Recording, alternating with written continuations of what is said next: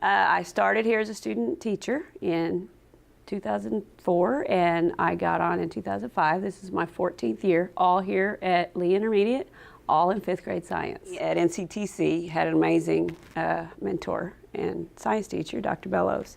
And she said, have you ever thought about teaching science? Because you think it's so cool. And It's interesting because her passion is what makes me so impressed. She has such a passion about science. It's the love of life and the love of learning about life that that drives her and that brings her here, but also that passion spills over to the kids.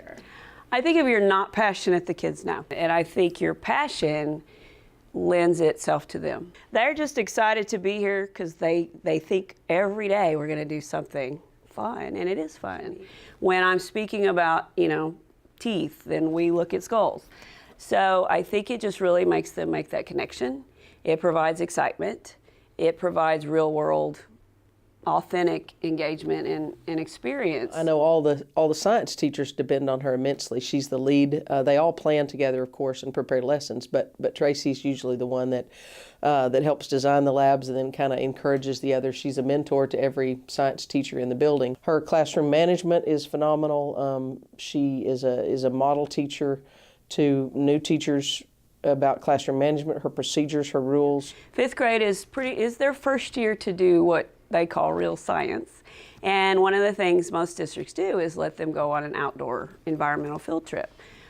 We have lots of community members here that have homes in the Leaper Lake property. And they said, come, you can hike our trails, you can take them around the lake and look at the ecosystems. I really like it because it does combine not just the kids and the teachers, but also the community members. They enjoy seeing our students out there. The cross-curricular learning is wonderful because they do writing projects about it. They talk about it in every content area, but all the classes and all the kids benefit from it.